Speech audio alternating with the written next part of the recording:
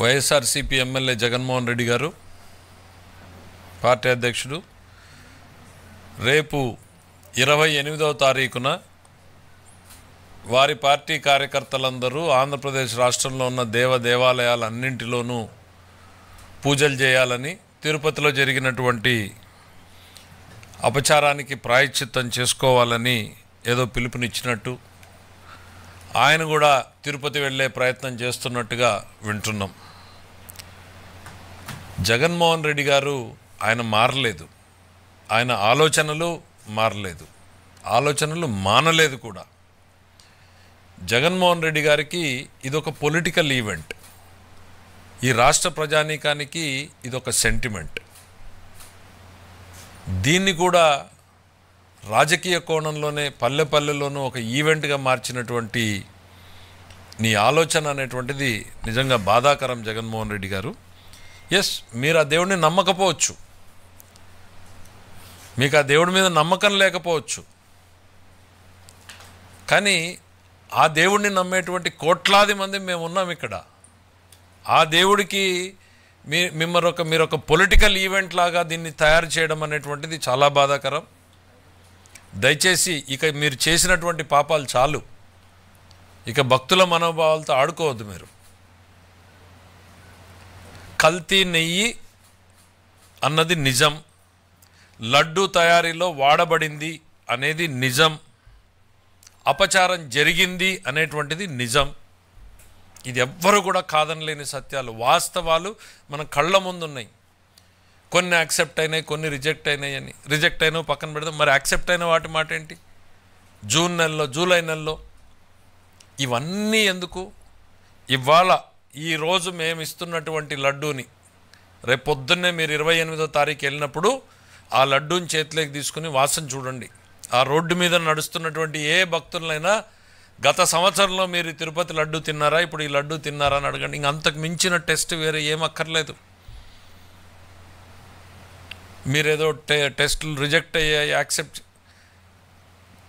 EO చాలా స్పష్టంగా చెప్పాడు, ఇక్కడ కొన్ని పరీక్షలు మాత్రమే జరుగుతున్నాయి, ఇందులో తేమ శాతం ఉందా ఇంకోటి ఉందా దాని వరకే అని. ఇక్కడ మీరు గమనించాల్సింది, పాలకుడు మారాడు. ఈ రాష్ట్రంలో పాలకుడు మార్పుతోనే ప్రతి రంగంలోనూ మార్పు మొదలైంది. ధర్మ ప్రచారంలోనూ ధర్మ పరిరక్షణలోనూ కూడా మార్పు మొదలైంది. అందుకే ఈ నిజాలు వెలుగులోకొచ్చాయి. ముఖ్యమంత్రి గారు ఒక ఉద్యోగాన్ని నీకు ఇస్తున్నాను, బాధ్యత పెడుతున్నాను అని చెప్పిన రోజున ఈవో గారికి ఏం చెప్పాడు? ఆయన బయట చెప్పాడు, భక్తుల మనోభావాలకు దెబ్బతినకుండా ఉండాలి, ఇట్లా రకరకాల వార్తలు వస్తున్నాయి, సరిదిద్దండి, ఇది మీ బాధ్యత అన్నాడు. ఆ సరిదిద్దే క్రమంలోనే ఈ వెలుగులోకి వచ్చినటువంటి నిజాలు. మీరు మారలేదు, మీ ఆలోచనలు మానలేదు, జరిగింది తప్పు. మళ్ళీ చెప్తున్నా, కల్తీ నెయ్యి వాడింది నిజం, దాన్ని ఉపయోగించింది నిజం, అపచారం జరిగింది నిజం. నీవు చెప్తున్న మాటలు అబద్ధం, నీవు అబద్ధం. రాష్ట్ర ప్రజానీకాన్ని ఇక రేపు నువ్వు చేయమంటున్న పూజలో అబద్ధమే. నేను చెప్పాను కదా, మీకు అదొక పొలిటికల్ ఈవెంట్. దయచేసి ఇక జరిగింది చాలు. ప్రజల మనోభావాల్లో నుంచి ఇది ఎంత తొందరగా పక్కకు పోయి మా దేవుడి మీద మనసు లగ్నమైతే మాలాంటి వాళ్ళం సంతోషిస్తాం. ఈ పొలిటికల్ ఈవెంట్లు మీరు దయచేసి మానేయండి. జగన్మోహన్ రెడ్డి గారు, చంద్రబాబు నాయుడు గారు పాలనలోకి వచ్చిన తర్వాత మనందరికీ తెలుసు ఆయన వెంకటేశ్వర స్వామికి ఎంతటి భక్తుడు అనేటువంటిది. ముఖ్యమంత్రిగా మహద్వారం నుంచి పోయేటువంటి అవకాశాన్ని అక్కడ ఉన్నటువంటి చట్టం అనుమతిస్తే ఆయన సాధారణ భక్తుడిలాగా వైకుంఠ క్యూ కాంప్లెక్స్ నుంచే వెళ్తారు ముఖ్యమంత్రి గారు. దానికే ఇష్టపడతాడు ఆయన. ఎప్పుడూ ఏదో శాస్త్రోక్తంగా తీసుకెళ్ళాలి అన్న రోజున తప్పున మామూలుగా వెళ్ళే రోజులన్నింటిలోనూ వైకుంఠం క్యూ కాంప్లెక్స్లోంచే వెళ్ళడానికి ఇష్టపడతారు. మరి మీరు ఈ రోజు కూడా ఒకటి చెప్పండి, మీరు ఏదో 28వ తారీఖున వెళ్తున్నారు అనేటువంటిది, మెట్ల మార్గాన్ని వెళ్తారు, రోడ్డు మీద వెళ్తారు, మీరు ఎట్లన్నా వెళ్ళండి. మెట్ల మీద వెళ్తే కిందనే సంతకం పెట్టండి, ఈ దేవుడి మీద నాకు నమ్మకం ఉంది, అందుకే నేను దేవుడి దర్శనానికి వెళ్తున్నాను అనేటువంటి నిబంధన ఏదైతే ఉందో దాన్ని మీరు సంతకం పెట్టి వెళ్ళండి జగన్మోహన్ రెడ్డి గారు. అన్యమతస్థులు తిరుపతి వెంకటేశ్వర స్వామిని దర్శనం చేసుకోవాలి అనుకుంటే 17వ కంపార్ట్మెంట్లో ఒక రిజిస్టర్ ఉంటుంది. ఆ రిజిస్టర్లోకి వెళ్ళి సంతకం పెట్టండి. ఈ దేవుణ్ణి మీద నమ్మకం ఉంది, నేను ఈ దేవుణ్ణి దర్శించుకోదలుచుకున్నాను అనేటువంటిది సంతకం పెట్టి మీ చిత్తశుద్ధిని కనీసం ఆ చట్టాన్నైనా అమలు చేయండి. మీరు ముఖ్యమంత్రిగా ఉన్నప్పుడు ఆ చట్టాన్ని తుంగలో దొక్కారు. స్వామివారికి పట్టు వస్త్రాలు ఇవ్వాలి అని అంటే సతీ సమేతంగా వెళ్ళాల్సిన మీరు ఒక్కరిగానే వెళ్ళారు. సంతకం పెట్టి వెళ్ళాల్సిన మీరు ముఖ్యమంత్రిగా మీరే ధిక్కరించారు. పైగా మీరేం చెప్తారు, ముఖ్యమంత్రి కమిటీ మాత్రమే వేస్తాడు, అదొక స్వతంత్ర సంస్థ అని. మరి ప్రభుత్వంలో చేపట్టిన రివర్స్ టెండరు ఆ స్వతంత్ర సంస్థ ఎందుకు చేపట్టింది రివర్స్ టెండర్ జగన్మోహన్ రెడ్డి గారు? మీరు ఒత్తిడి చేయబట్టి కదా. 250 కోట్లు మినిమం టర్న్ ఓవర్ ఉండాలి అని అంటే దాన్ని 150 కోట్లకు తగ్గించింది మీ ఒత్తిడితో కాదా?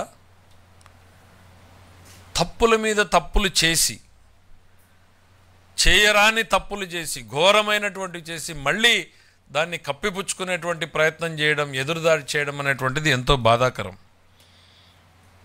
వాళ్ళ పరిస్థితి ఏంటి? మీరు గుళ్ళు తిరుగుతున్నారు, చేయమని ఏదో పిలుపునిచ్చారు. నేను చెప్పినట్టు మీకు అదొక పొలిటికల్ ఈవెంట్. కానీ మీరు చేసిన తప్పుకి ఈరోజు భక్తులు ప్రాయశ్చిత్తం చేసుకుంటున్నారు. వాళ్ళ జీవితంలో కలలో కూడా ఊహించినటువంటి నిజాలు ఇవన్నీ కూడా, ఊహించినటువంటి పరిణామాలని వాళ్ళు కోలుకోలేకుండా ఉన్నారు. అట్లాంటివి చేసి మీరు మళ్ళా ఒక ఈవెంట్, పొలిటికల్ ఈవెంట్ని తయారు చేసుకుంటున్నారు. దయచేసి ప్రజల మనోభావాలతో ఆడుకున్నది చాలు. ఇక ఈ రకమైనటువంటి ఆలోచనలు మీరు మానమంటున్నారు. నేను చెప్పాను, ఆయన మారలేదు, ఆయన ఆలోచనలు మారలేదు అనేటువంటిది. మన పెద్దలు చెప్పారు, చిత్తశుద్ధి లేని శివ పూజలేలా, ఆత్మశుద్ధి లేని ఆచారమేలా అని. ఇంకా 1000 ఎలకలు తిన్న పిల్లి కాశయాత్రకు పోయినట్టు ఇవన్నీ ఊరికే రాలేదు. బహుశా ఇవన్నీ వింటూ ఉంటే ఇవన్నీ జరుగుతున్నవి, జరగబోయేటువంటివి చూసే మన పెద్దలు పెట్టారేమో అనిపిస్తుంది. మీ విషయంలో అది కరెక్ట్గా సూట్ అవుతున్నాయి రెండు కూడా.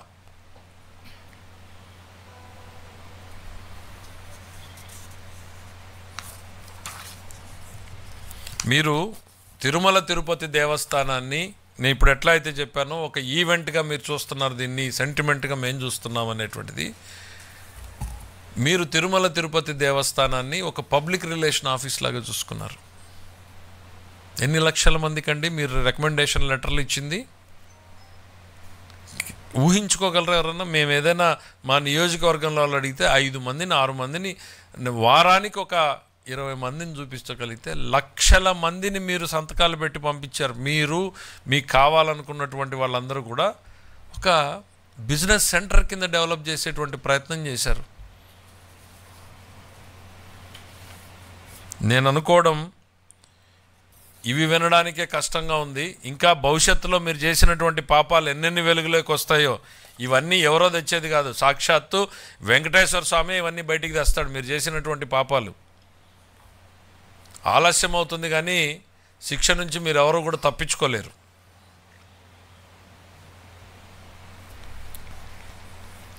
రేపు పొద్దున నిజంగా మీరు 28వ తారీఖున వెళ్తే మీ పార్టీ వాళ్ళకు కూడా ఆ లడ్డూని కొని ఇవ్వండి. వాళ్ళే చెప్తారు ఈ లడ్డు ఎంత గుమగుమలాడుతోంది, మళ్ళీ ఆ పూర్వ వైభవం ఎట్లా వచ్చింది అనేటువంటిది. మీ పాలనకు మా పాలనకు రేపొద్దున మీ కార్యకర్తలే నిజాలు చెప్పేటువంటి పరిస్థితులు వస్తాయి. ఎందుకంటే వాళ్ళు కూడా చాలామంది దేవుణ్ణి నమ్మేవాళ్ళు ఉన్నారు, ఈ దేవుణ్ణి నమ్మేవాళ్ళు ఉన్నారు. మీకు నమ్మకం లేకపోవచ్చు, నేను మళ్ళీ చెప్తున్నా, మీకు నమ్మకం లేకపోవచ్చు. ఆ దేవదేవుణ్ణి నమ్మేటువంటి వాళ్ళు కోట్లాది మంది ఉన్నారు.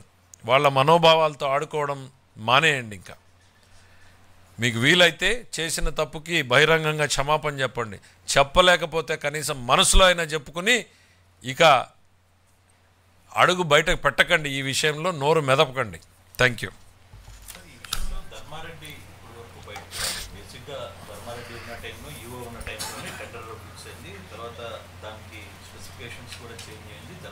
కరెక్ట్. ఇప్పుడు వరకు ఎందుకు ధర్మారెడ్డి బయటికి రాలేదు, ఆ ప్రయత్నం ఎందుకు జరగట్లేదు? అంటే కొన్ని మినిట్స్లో రికార్డ్ అయినాయో లేదో తెలీదు. ఎందుకంటే టీటీడీ బోర్డు మెంబర్స్గా ఉన్న వాళ్ళు చాలామంది సంఘటన బయటకు వచ్చిన తర్వాత బాధపడుతూ చాలామంది మాట్లాడుతూ చెప్పినటువంటివి. ఈ పరిణామాలన్నీ జరుగుతున్న క్రమంలో ఒక నార్త్ ఇండియాకు సంబంధించినటువంటి బోర్డు మెంబర్, అంటే వాళ్ళ పాలనలో వేసినటువంటి బోర్డు మెంబరే తన అభ్యంతరాన్ని లేవనెత్తాడు. ఇంత తక్కువకి ధరకి నెయ్యిని సరఫరా చేయడం ఎట్లా సాధ్యమవుతుంది? మీరు చెప్పినటువంటి వ్యక్తి చైర్మన్ ఇద్దరు కలిసి అదే సమావేశంలో బుల్డోజ్ చేశారు. అతన్ని బుల్డోజ్ చేశారు. మరి అతను ఏమొచ్చి చెప్పుకుంటాడు బయటికి? ఈ నిబంధనలు మార్చాను, ఫలానా మెంబర్ అడిగితే కాదని నేను అతన్ని నోరు మూయించానని చెప్పుకోగలడా? కాబట్టి అతను బయటికి రావట్లేదు. సో ఇప్పుడు సిట్టు జరుగుతున్న వ్యవహారంలో కూడా సిట్టు రేపు ధర్మారెడ్డి ఎంతవరకు ఎంక్వైరీ ఉంటుంది? మాకు వ్యక్తులు ఎవరి మీద కూడా రాగద్వేషాలు ఉండవు. రాగద్వేషాలకు అతీతంగానే జరగాలని మేము కోరుకుంటున్నాం. కానీ తప్పు చేసిన వాళ్ళు శిక్షించబడాలి. ఒకవైపు మాకు ధర్మం మీద నమ్మకం ఉండి దేవదేవుడి మీద నమ్మకం ఉన్న విషయాన్ని కొంచెంసేపు అక్కడ చాలామంది చెప్తారు తిరుపతిలో, మీరు తిరుపతిలో నువ్వు చేసావు, నీకే పర్టికులర్గా తెలిసి ఉంటుంది స్వామివారికి అన్యాయం చేసిన వాళ్ళ పరిస్థితి ఎట్లుంటుంది అని. అంటే అన్నీ ఉంటాయి అక్కడ. స్వామిని మోసం చేసి సంపాదించుకున్న డబ్బు కూడా ఉంటుంది, కానీ అనుభవించడానికి ఆరోగ్యం ఉండదు, కాలు ఉండదు, చెయ్యి ఉండదు, తినడానికి సహకరించేటువంటి పరిస్థితి ఉండదు. అట్లా ఒక 20-30 ఎగ్జాంపుల్స్ చెప్పారు. సో ఆ దేవదేవుడు ఎప్పుడో స్వర్గంలోనో నరకంలోనో కాదు శిక్ష, ఇన్స్టెంట్ కర్మ లైఫ్లో అనేటువంటిది. చేసిన పాపాలకి ప్రతి ఒక్కరు కూడా పరిహారం చెల్లించాల్సిందే. ఎస్పెషలీ తిరుపతి వెంకటేశ్వర స్వామి దగ్గర ఆషామాషిగా ఉండదు అన్నటువంటి విషయం కూడా వీళ్ళకి గుర్తుపెట్టుకుంటే మంచిది. ఖచ్చితంగా ఇవాళ మేము చెప్పేది ఒకటే, తప్పు చేసిన వాళ్ళందరినీ కూడా ప్రజల ముందు నుంచోబెడతాం, చట్టం ముందు నుంచోబెడతాం.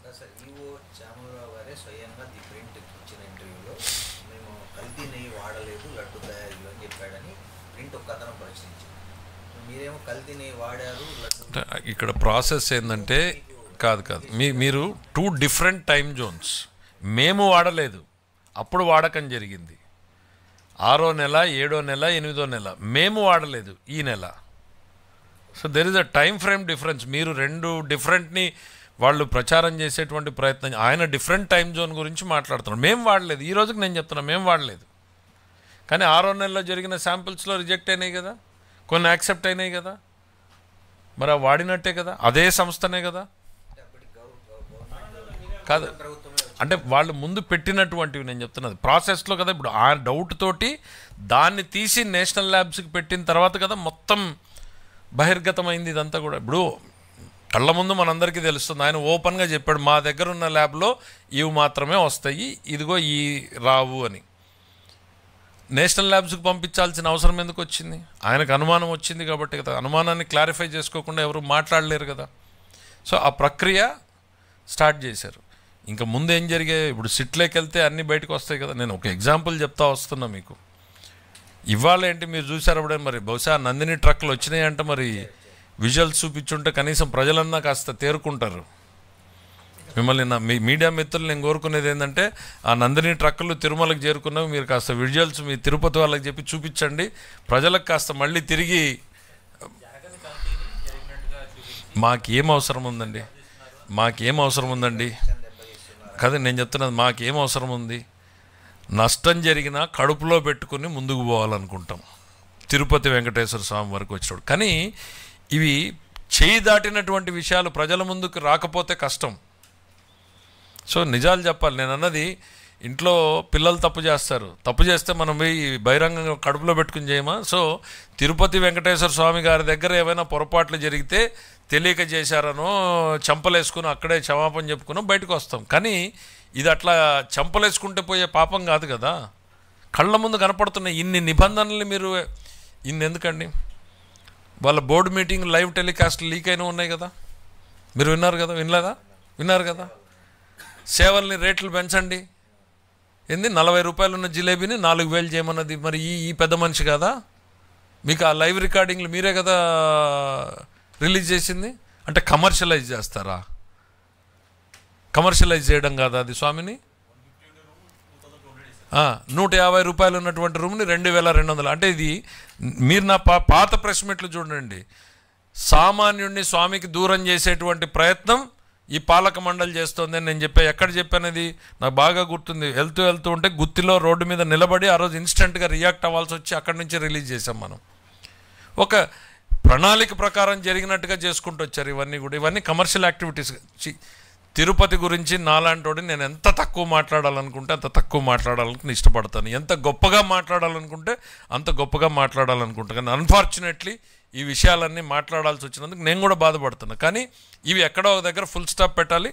ఇవాళ చంద్రబాబు నాయుడు గారు రావడం, హిందువుల మనోభావాలన్నింటినీ కూడా గౌరవించేటువంటి ప్రభుత్వం ఇక్కడ ఉండడం వల్లనే ఈరోజు ఇవన్నీ కూడా వెలుగులోకి వచ్చినాయి. అన్ని మతాలని గౌరవిస్తాం మేము.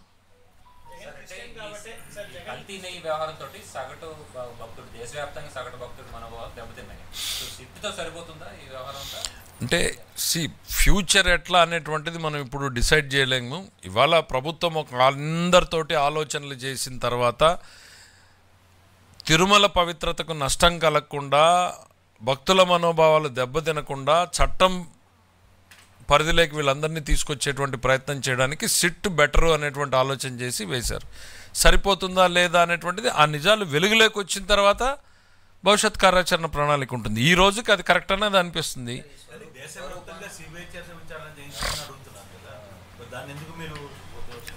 చంద్రబాబు గారు చాలా సుదీర్ఘమైనటువంటి ప్రెస్ మీట్ పెట్టారు. మళ్ళీ ఆ టాపిక్లకి మనం పోవడం కన్నా కానీ చాలా ఏ పరిస్థితుల్లో ఏం చేస్తున్నారు అనేది ముఖ్యమంత్రి గారు చాలా స్పష్టంగా ఎక్స్ప్లెయిన్ చేశారు. మేము కోరుకునేది ఒకటే, ప్రతిపక్ష నాయకుడిని ఇది ఒక పొలిటికల్ ఈవెంట్ చేయొద్దు, ఇది నీకు పొలిటికల్ ఈవెంట్, మాకు సెంటిమెంట్, మళ్ళీ రిపీట్ చేయదలుచుకున్నా. మీరు మారలేదు, మీ ఆలోచనలు మారలేదు, మారండి. మీ రాజకీయం మీరు ఎటన్నా చేసుకోండి. మీరు వెళ్ళేటువంటి దేవుడికి ఈ దేవుడి మీద నమ్మకం ఉంది అని సంతకం పెట్టి మరీ వెళ్ళండి అని మాత్రం నేను విజ్ఞప్తి చేస్తున్నాను.